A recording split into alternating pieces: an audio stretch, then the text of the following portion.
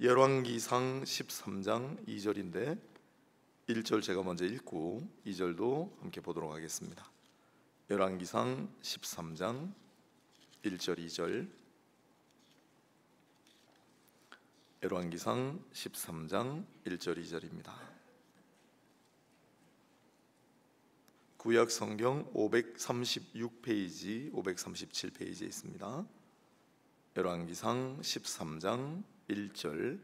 보라, 그때 하나님의 사람이 여호와의 말씀으로 말미암아 유다에서부터 베델에 이르니 마치 여로보암이 제단 곁에 서서 분향하는지라. 하나님의 사람이 제단을 향하여 여호와의 말씀으로 외쳐 이르되, 제단아 제단아, 여호와께서 이와 같이 말씀하시기를 다윗의 집에 요시야라 이름하는 아들을 낳으리니 그가 내 위에 분향하는 산당 제사장을 내 위에서 제물로 바칠 것이요 또 사람의 뼈를 내 위에서 사르리라 하셨느니라 하고. 아멘. 자, 오늘은 역사의 주관자 하나님이란 제목으로 말씀을 함께 보도록 하겠습니다. 우리 송구영 신 말미에 그래도 우리에겐 희망이 있습니다. 하늘이 무너지는 것 같고 아무 희망의 빛이 보이지 않을 때도 우리는 주 하나님을 믿기 때문에 하나님은 언제나 소망의 빛이시니까 우리는 희망이 있다. 그리고 하나님께서는 결국 선의 길로, 의의 길로 친히 인도하실 것이다. 그게 우리 믿음이니까. 지금 이제 이 역사의 현장이 어디로 갈지는 모르겠지만은 우리는 그걸 믿어야 할 것입니다. 사실 오늘 기도도 해주셨는데 권사님이 상황이 아주 수월하고 낙관적인 건 아닌 그런 지금 세상을 살고 있지요. 지금 지난 12월 3일이더군요. 비상계엄하고. 그래서 조금 소개를 해드렸는데 오늘 이 새해 첫날부터 오시는 분들은 정말 나라 민족을 교회를 아끼고 사랑하시는 분들이라고 생각하고 기도하실 터이니 다시 한번 조금 요약을 해서 말씀을 드리면 12월 3일에 비상계엄하고 탄핵 결정이 곧 이루어졌으니까 탄핵 결정이 이루어지고 탄핵 소추 의결이 됐죠, 국회에서. 그래서 헌법재판소로 넘어가면 180일 이내에 판결을 해야 됩니다. 6개월이죠. 근데 보통 그렇게 공백이 오래 가면 국정의 혼란이 너무 지속이 되기 때문에 좀 빨리 판결을 합니다. 그래서 얼마나 걸릴지 모르겠는데 그냥 최대한 시간으로 따지면 12월에서 해서 5월이면은 일단은 헌법재판소에서 탄핵을 기각을 하든 탄핵을 인용을 하든 결정을 해야 돼요. 그럼 탄핵 결정을 하고 나면 그게 최종 결정이니까 거긴 다 따라야 되고, 그 탄핵 결정이 만약에 이루어지면 그 다음 60일 안에 대통령 선거를 새로 해야 합니다. 그러면 7월이 되겠죠. 늦어도 만약에 탄핵 기각이 되면 대통령은 다시 업무로 복귀해서 예전과 같이 국정을 수행하게 됩니다. 제가 볼 때는 탄핵이 인용이 돼도 골치가 아프고 탄핵이 기각이 돼도 골치가 아픕니다. 그래서 앞으로 이 국정의 혼란상이 이제 저희는 그런 거 보면서 날짜를 쭉 계산하면서 상반기까지는 정말 시끄럽겠구나 생각을 하고, 그래서 이 기간 동안에 오늘 권사님 말씀하신 대로 아마 우리 경제는 어떻게 될까, 또 여러 가지 국제적인 지금 지류가 많이 달라지고 있는데 어떻게 할까, 또 오늘 기도해 주신 대로 이렇게 나뉘어져 있는 국론을 어떻게 하면 좋을까, 또 교회는 어떻게 해야 될 것이냐, 제가 생각이 많습니다. 하지만 앞으로 이제 그런 과정을 지나게 된다는 걸 여러분 좀 아시면 기도하시는데 많은 도움이 되니까 제가 볼 땐 한 석 달 정도로 탄핵 결정을 아마 할 겁니다, 헌법재판소에서. 그러면 대략 한 2월, 늦어도 3월일 텐데, 그러면 만약에 탄핵 인용이 되면 2달 안에 대통령 선거를 해야 되니 얼마나 또 복잡하고 어려운 일들이 많이 생기겠습니까? 탄핵 만약에 기각이 되면 대통령이 업무로 복귀를 하는데, 그러면 또 탄핵을 또 부르짖던 많은 사람들이 또 가만히 안 있을 텐데 또 나라가 또 얼마나 시끄럽겠습니까? 이래도 저래도 걱정이고, 그래서 기도할 뿐인데 여러분도 좀 그렇게 앞으로 상황을 예의주시하시면서 기도하시는데, 목사님 기도하라고 하는데 뭘 기도해야 됩니까? 그죠? 그래서 오늘 지난 송구영신 때도 말씀드렸는데, 역사의 주관자는 하나님이시다. 일단 이걸 우리가 깊이 명심하고, 그게 그냥 내 혈관 속에 그냥 저절로 흐르도록 늘 각인을 하고 끊임없이 묵상하고 외쳐야 됩니다. 역사의 주관자는 하나님이시다.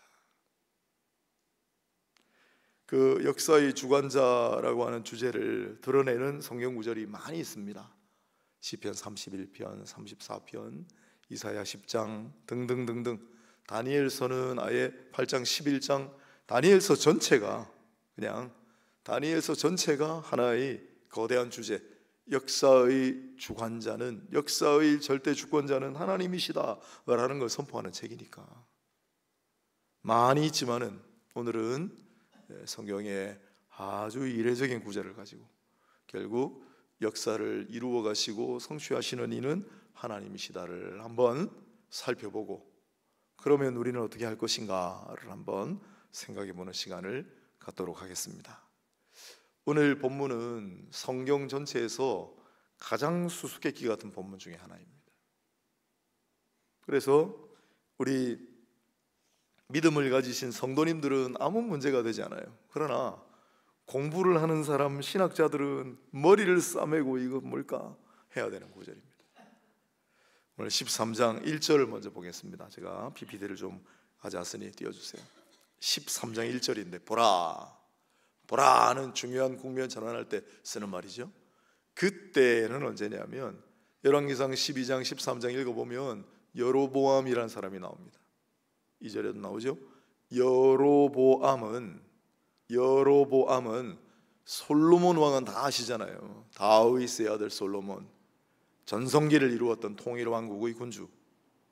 솔로몬 왕이 죽고 난 다음에 아들이 르호보암인데, 그 왕이 되어야 되는데 북쪽의 10지파가 등을 돌리고 우리끼리 따로 나라를 세우겠소, 여로보암이라고 하는 사람을 추대해가지고 북이스라엘이 갈라져 나갑니다. 그리고 남유다 왕국으로 쪼개지는 바로 그때라는 겁니다. 그리고 여로보암이라고 하는 사람이 왕이 됐어요. 그럴 수 있죠. 그럴 수 있죠. 그러나 이 여로보암이 처음부터 잘못 단추를 깬 것은 금송아지를 만들어 가지고, 이게 바로 우리의 하나님의 모습이다. 모습까지는 아니더라도 여러분, 하나님이 눈에 안 보이니까 답답하지요. 이걸 보고서 하나님이라 여기고 우리 여기다가 예배를 드립시다, 기도합시다. 그렇게 된 거예요. 금송아지. 당신 왜 그렇게 하시오? 아론도 그렇게 했잖소. 그러니까 설레가 중요해요.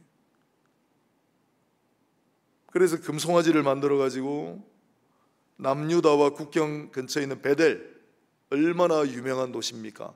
성경에 얼마나 중요한 곳입니까?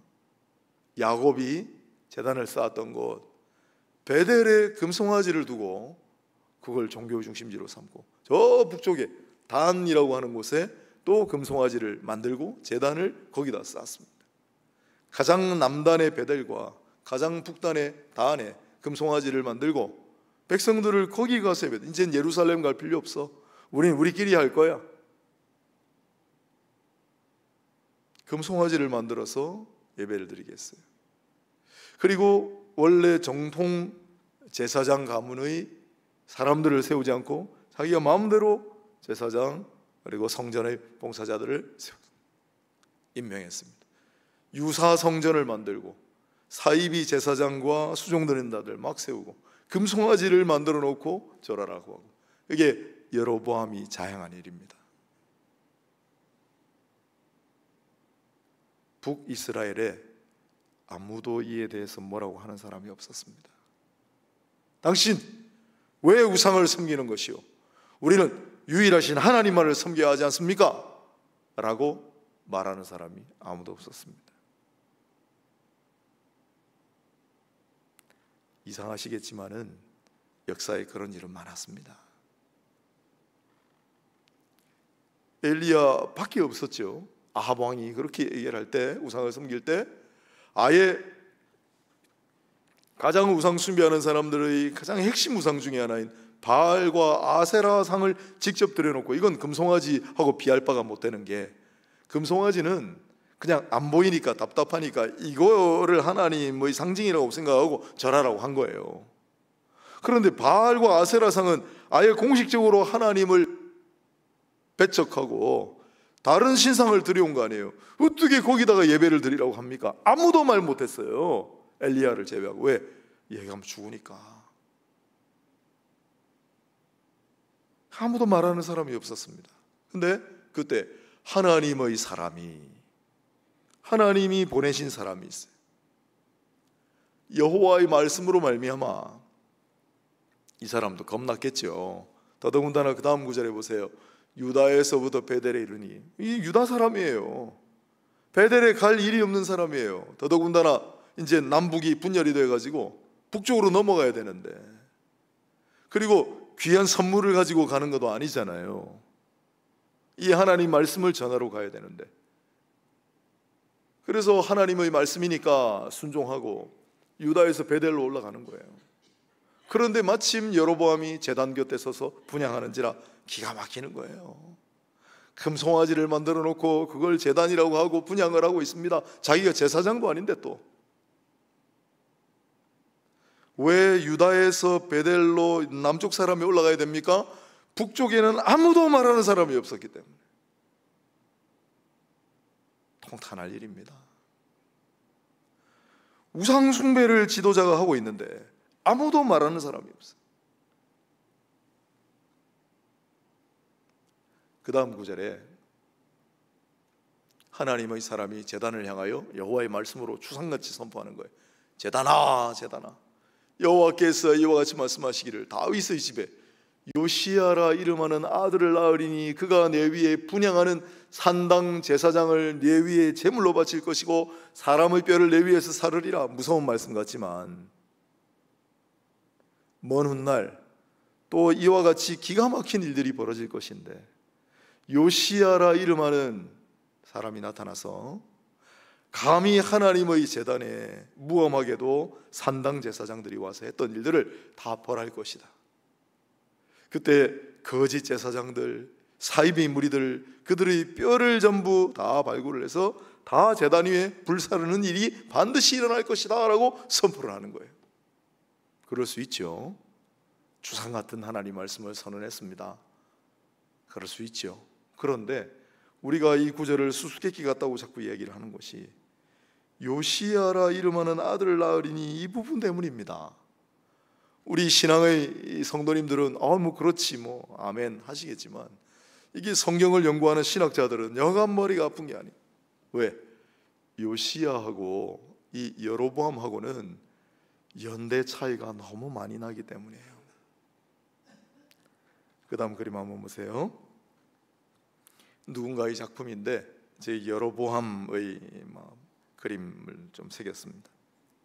이스라엘 히에로보암 해놓은 거 보니까 조금 후대에 만든 것 같네요. 여로보암의 통치 기간이 931년부터 910년이에요. 931년부터 910년, 물론 주전입니다.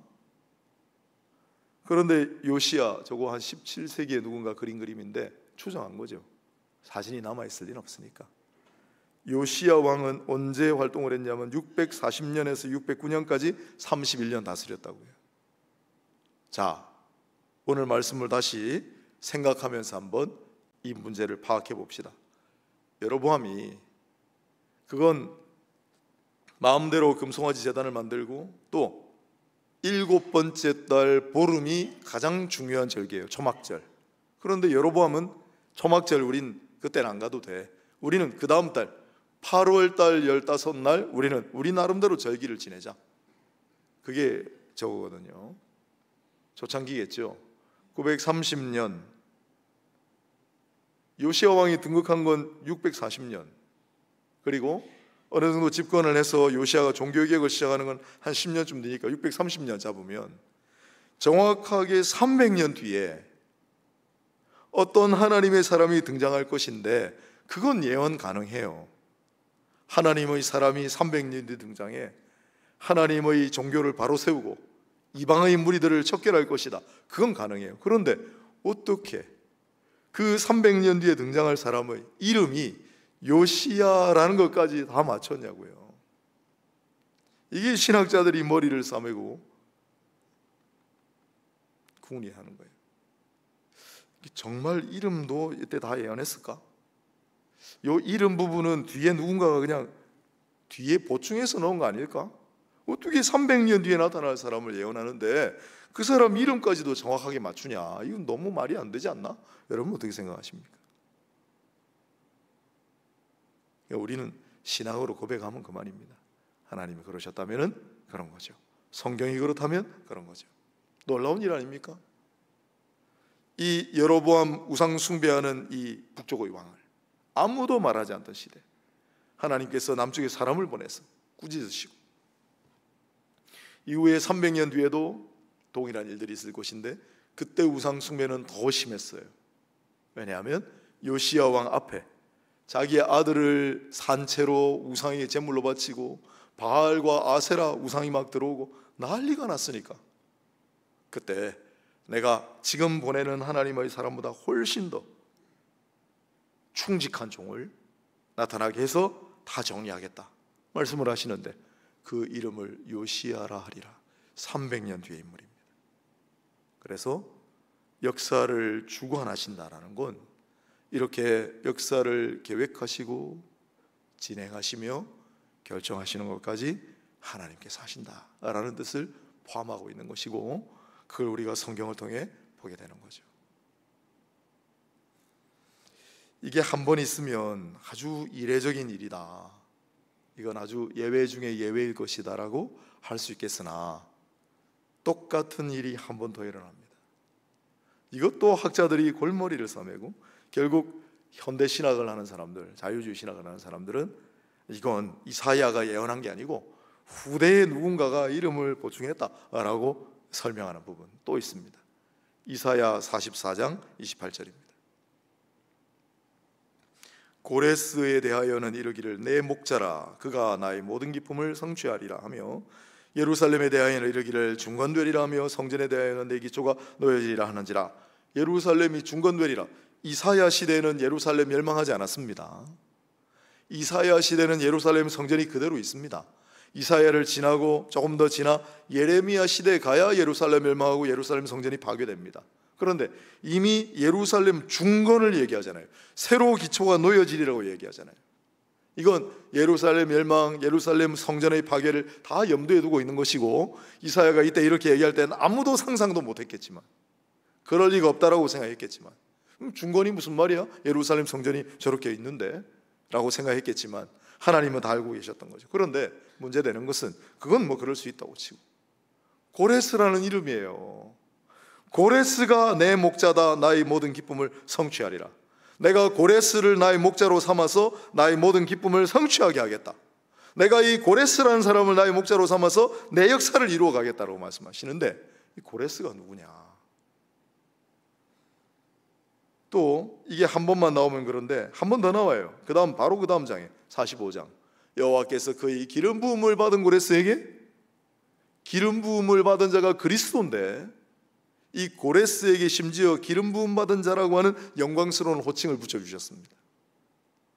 도대체 고레스가 누구길래 고레스에게 이같이 말씀하시되 내가 그의 오른손을 붙잡고, 이것도 하나님이 항상 도우실 때 그 앞에 열국을 항복하게 하며 내가 왕들의 허리를 풀어 그 앞에 문들을 열고 성문들이 닫히지 못하게 하라. 다 모든 열왕들이 항복하고 열국이 다 그 앞에 나오리라. 세상의 지배자예요. 중요한 것은 내가 그 손을 잡고 내가 도와주겠다. 그리고 그는 나의 목자고 나의 기뻐하는 자고 그리고 내 기름 부음을 받은 자. 누구예요? 고레스예요. 여러분, 고레스가 누굽니까? 고레스는 페르시아의 황제 이름이에요. 이사야 시대는 바벨론 시대, 바벨론보다 앞서 아수르가 활동할 때 이사야는 북이스라엘이 멸망하는 걸 봤습니다. 결국 여로보암의 후손들 정신 차리지 못하고 우상 숭배에서 벗어나지 못하고 결국은 멸망의 심판을 받았습니다. 그 북이스라엘이 멸망할 때 북이스라엘 멸망시킨 하나님의 도구가 아수르예요. 아수르를 멸망시키는 하나님의 도구가 바벨론이에요. 이사야 시대는 아수르와 바벨론 시대예요. 그런데 그 바벨론을 훗날 멸망시킬 하나님의 도구가 페르시아인데, 성경의 바사, 그 바사의 군주가 고레스잖아요. 그런데 어떻게 이사야서에 나오죠? 똑같은 사진입니다. 이사야는 745년 주전 695년까지 활동한 걸로 추정합니다. 745년에서 695년. 그냥 좀 외우기 쉽게 하려면 그냥 700년이라고 기억하시면 돼요. 722년, 721년에 북이스라엘 멸망했기 때문에 그걸 기억하셔도 되고 700년이라고 생각하시면 돼요. 그럼 고레스는 언제냐? 559년에서 530년까지 활동했거든요. 700년부터 한번 거슬러 가보세요. 270년? 아니 어떻게 이사야 선지자가 250년 뒤에 나타날, 그것도 유대도 아니에요. 이제 이 가나안 땅도 아니고 저 멀리 페르시아라고 하는 대륙의 제국, 그 페르시아 군주, 위대한 정복자, 결국 이스라엘 백성들을 다시 고향으로 돌려보내는 바로 그 고레스가 나타나고, 그 고레스가 나중에 이 세상을 지배할 거는, 물론 그럴 수 있죠. 세상의 지배자가 나타날 것이다. 이방 군주가 등장할 것이다. 그런데 어떻게 이름까지 정확하게 써놨냐고요. 그것도 2번이나. 이게 이제 학자들이 골머리를 싸매는 거예요. 야, 이거 가능하냐? 어떻게 페르시아 군주 이름을 2번이나 써놨지? 이거 후대에 누군가가 보충한 거 아니야? 그렇게 생각해요. 그러나 이게 변명할 수가 없는 게, 이 요시야 예가 있기 때문에. 요시야도 그랬잖아요.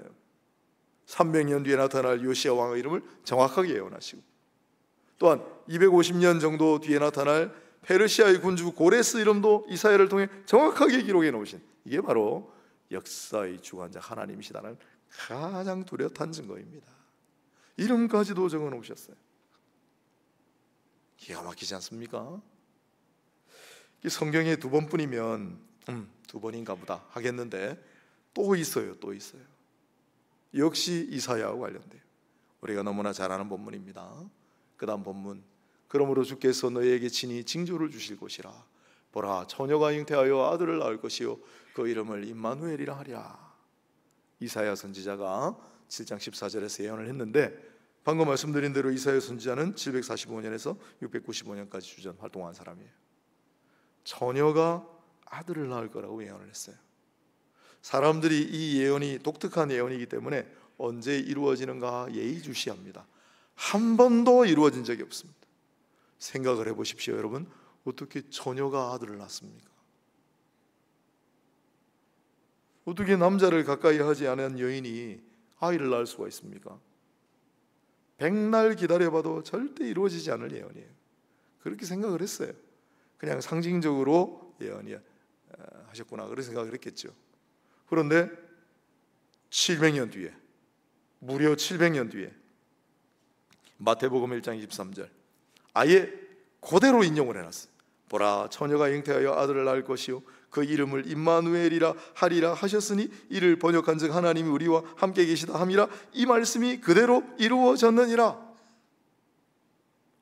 정말 처녀가 잉태하여 아들을 낳았고, 성육신, 동정녀 탄생 많이 말씀드렸으니까. 그런데 그 이름을 예수라 하라, 임마누엘이라 하리라, 이름까지 700년 전에 다 적어 놓으신 거예요. 이렇게 3차례에 걸쳐 성경은 300년 후에 나타날 요시야 왕, 250년 뒤에 나타날 페르시아의 군주 고레스, 700년 뒤에 나타날 인류의 구원자 예수 그리스도 임마누엘, 그분의 이름을 적어놓게 하심으로 역사의 주관자가 하나님이심을, 그리고 그 다스려 가심은 인간이 역사를 주도해가고 인간이 만들어가는 것과는 전혀 다른, 상상할 수 없는 그러한 주권적인 역사로 역사를 주관하신다는 걸 알게 하시는 거예요. 오늘 우리가 이 말씀 앞에 서 있습니다. 그래서 바울은 이렇게 고백해요. 골로새서 1장 16절, 만물이 그에게서 창조되었습니다. 하늘과 땅에서 보이는 것들이나 보이지 않는 것들이나 왕권들이나 주권들이나 통치자들이나 권세들이나 만물이 다 그로 말미암고 그를 위하여 창조되었습니다. 다 그를 위하여 창조되었고 그로 말미암아 났으며 그에게로 돌아갈 것이라. 로마서 11장 36절. 모든 것을 지으신 이시고 모든 것을 계획하신 이시니 하나님께서 친히 모든 것을 다스리시고 주관하시고 인도하여 가실 줄로 나는 믿습니다. 그게 바울의 고백이었습니다. 우리의 고백이 되어야 하겠죠. 다시 서론에 말씀드린 우리의 상황을 돌아가 봅시다. 지금 혼돈의 전국 가운데 있습니다. 이 사람은 이런 말을 하고 저 사람은 이런 말을 하고 뭐가 맞는지를 잘 모르겠습니다. 이 사람은 이 길이 옳다 그러고 이 사람은 이 길이 옳다 그러고 뭐가 맞는지를 모르겠습니다. 이러한 시대에 우리가 해야 할 일, 그리스도인들이 마땅히 취해야 할 일을 지금부터 몇 가지 말씀드리고자 합니다. 첫 번째는 바로 역사의 주관자는 하나님이시다라는 사실입니다. 어떻게 하든 인간들이 결국은 이 모든 사태를 정리하고 뜻하시는 길로 인도하시는 이는 하나님이시다. 그걸 우리가 겸허하게 인정하고 또한 하나님 말씀을 열심히 연구하시고요.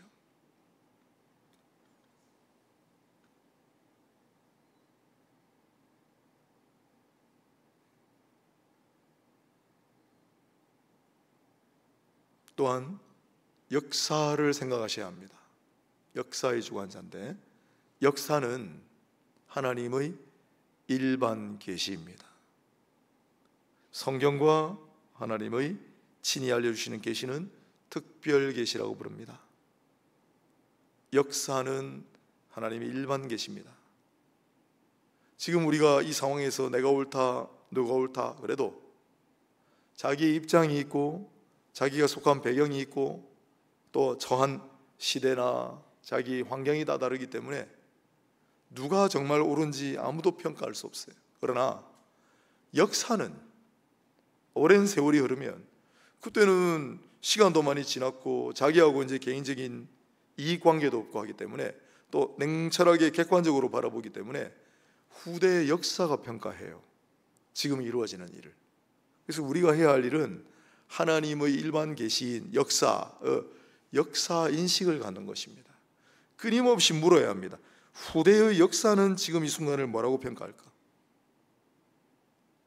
후대의 역사는 지금 이 순간을 어떻게 논할까를 늘 기억하시고 옛날 역사를 바라보시면 도움이 됩니다. 그래서 역사가 중요합니다. 제가 설교 시간에 역사 얘기를 많이 하는 이유가 거기 있습니다. 역사 인식을 가지십시오. 역사적인 분별력, 역사적인 통찰력을 가지시고 무엇보다도 제가 말씀드린 거 역사는 하나님의 일반 계시다. 역사를 주관하시고 인도하시는 이는 하나님이시기 때문에 훗날 역사가 평가한다는 건 하나님 평가하신다는 것과 똑같습니다. 역사 인식을 가지십시오. 너무 지금 내가 처해 있는 상황, 내가 속해 있는 집단, 내가 바라고 있는 곳에, 내가 지금 보고 있는 곳에 너무 함몰되지 마십시오. 한 발짝 떨어져서 전체를 바라보고 긴 역사의 안목을 바라보고 그리고 사태를 바라보셔야 됩니다.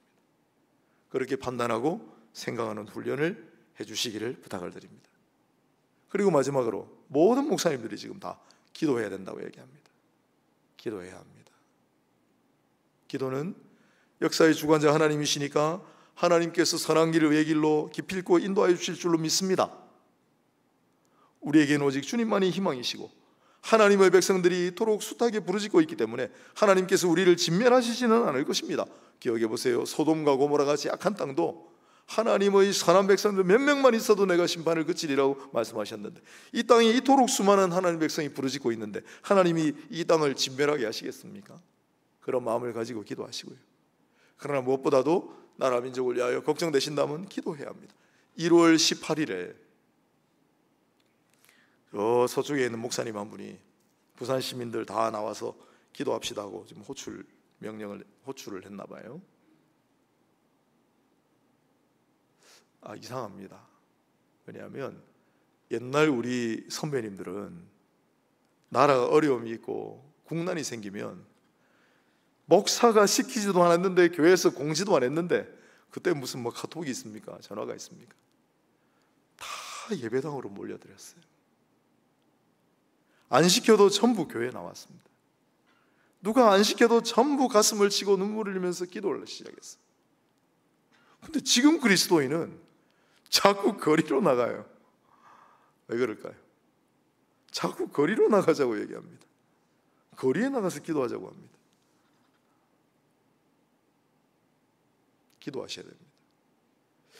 난 별로 그렇게 심각하다고 생각을 안 하는 게, 아마 우리 성도님들의 믿음이 좋아서이기도 하겠지만은, 진짜 이 나라가 큰일이 났고 정말 국가적인 대위기다 그러면 안 시켜도 아마 새벽에 예배당장이 꽉 찰 거예요. 안 와요. 괜찮아요. 그러니까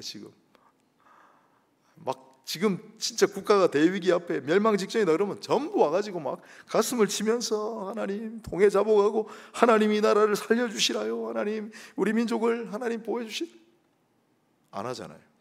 그렇게 심각하지 않나 봐요. 여러분이 지금 우리가 살고 있는 이 시대에 특히 우리가 처한 현실을 바라보시는 마음이 있다면 정말 하나님 앞에 기도하셔야 하는데, 기도하셔야 합니다. 어디 가서 기도하겠습니까? 아버지 집에 와서 기도해야죠. 이 사태를 정리하고 해결하실, 누가 그렇게 할 수 있습니까? 하나님 아버지만이 하실 수 있습니다. 그러면 해결이 되는 그분 앞에 나와 기도해야죠. 엎드려서 매달려야죠. 그러니 새벽마다, 주일은 사실 그렇게 막 기도하기가 좀 어렵습니다. 예배 시간도 있고,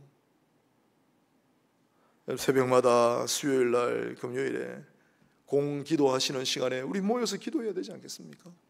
다시 말씀드리지만은 앞으로 3개월, 6개월, 아주 길게는 8개월인데 나라가 무척 시끄럽고 혼란스러울 것 같습니다. 1월 18일 날 거리로 나가자는 한 목사님의 호소가 안 있어도 지금 거리마다 이제 앞으로 사람들이 계속 나갈 거예요. 남녀노소 혼란스러울 겁니다. 이 판국에 우리는 어떻게 해야 할 것인가? 우리 기도해야죠. 하나님 앞에 기도해야죠. 우리가 함께 묵상했던 기도 제목을 붙들고, 하나님 역사의 주관자가 되시는 하나님, 역사를 다스리시고 깊이 읽고 하나님의 의의 길로 인도하시는 하나님, 역사하여 주옵소서. 다스려 주시옵소서. 이 사태를 해결하여 주옵소서. 주여, 이 나라의 민족을 불쌍히 여기시고 보호하시고 지켜주옵소서. 엉뚱한 사람들이 엉뚱한 생각을 하지 않도록 막아주시고, 엉뚱한 도발로부터도 우리를 지켜주시는 버팀목과 방패막이 되어 주옵소서. 기도해야죠. 기도하시면 하나님 움직이시고 하나님이 역사하실 줄로 믿습니다. 말씀을 정리하겠습니다. 우리는 역사의 주관자 말들을 많이 해요. 그 증거가 뭡니까? 혹시 누가 물어보시면 이걸 가르쳐 드리세요. 보세요, 요시야 왕이, 요시야라는 사람이 나타날 거라고 예언하지 않았습니까? 그거 열왕기 뒤에 23장 보면 나오거든요. 똑같이 300년 간격이요, 300년 뒤에 무려 나타날 왕 이름도 적어 놓으셨어. 역사의 주관자 하나님께서. 이사야 시대 무려 250년 뒤에 나타날 이방군주 이름도 적어 놓으셨어. 역사의 주관자이신 하나님께서. 보시오 700년 뒤에 나타날 만왕의 왕, 만군의 주 되시는 예수 그리스도 이름도 이미 적어 놓으셨어. 역사의 주관자이신 하나님이시오. 이것보다 더 명징한 증거는 없을 것이다 생각하고, 그 옛날 이렇게 역사하신 하나님은 지금도 역사의 주인이시고 지금도 이 시대의 역사를 움직여 가시는 분이십니다. 역사의 주인이시고 역사의 주권자이시고 역사의 주관자이신 하나님 바라보고 의지하며 기도하며 나가는 우리 모두가 될 수 있기를 바라고, 우리가 기도할 때 저는 이 나라를 하나님 너무 사랑하신다고 생각합니다. 역사를 이렇게 읽어보면, 최근에 안중근 의사 다룬 하얼빈이라는 영화가 개봉됐지요. 안중근 의사뿐만 아니고 정말 그 부분들을 읽어보면 그냥 다 눈물이 나요. 제가 눈물 안 흘릴 때가 한 번도 없었습니다. 그 한 분 한 분의 스토리가 자기의 꽃다운 청춘을 안중근 의사도 31살에 돌아가셨어요. 이 나라를 위하여 정말 아낌없이 버려요. 초계와 같이 자기의 젊음을 희생한 분들이 너무 많아요. 이 나라는 위대한 나라입니다. 또 하나님의 사람들이 많았습니다. 이 나라는 위대한 나라입니다. 앞으로도 저는 이 나라는 계속 발전해 갈 것이고 번성할 것이며 성숙한 나라가 되어서 경제적인 문제, 외적인 문제뿐만 아니라 이 세상의 영적인 문제를 주도해가는 그런 제사장의 나라가 될 줄 확신하는 사람이에요. 하나님께서 이끌어 가실 것입니다.